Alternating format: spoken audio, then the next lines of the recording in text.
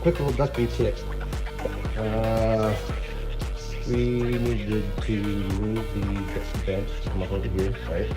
So dump out plywood, open this thing up, and cut my ducting back. This cap, I need to slide on right there, right? But because I just cut it, you have the female end and the female end.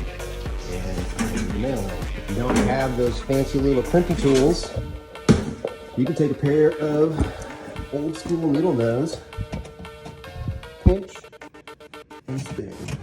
Move about a half inch, pinch, spin, half inch, pinch, spin, and it will crimp your end and allow the piece to fit.